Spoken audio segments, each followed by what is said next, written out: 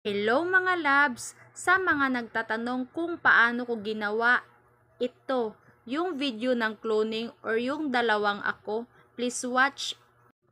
First, kailangan lang nating mag-record ng isang ikaw. Ikaw na yung bahalang mag-acting-actingan dyan. Next, mag-record na naman ng isang ikaw. Tansyahin mo lang nakasya kayong dalawa mamaya sa video mo.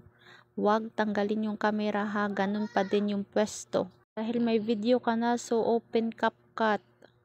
Pagkatapos stop new project. Ayan, add mo yung na-record mo na video. Tapos stop add. And then, ayan na. Hanapin mo yung in-between ng video mo dahil kailangan nating paghiwalayin. Para paghiwalayin, tap the video, pagkatapos split.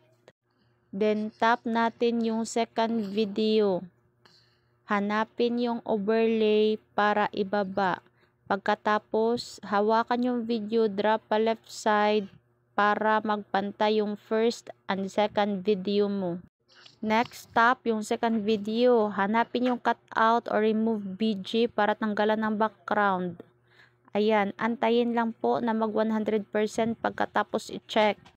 Ayan, dahil wala ng background, so dalawa na yung ikaw. Ganyan lang po kadali gumawa ng cloning.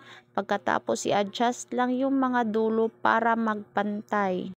Palaging huwag kalimutan i-delete yung ending ha, dahil bawal yung CapCut na logo sa ating reels.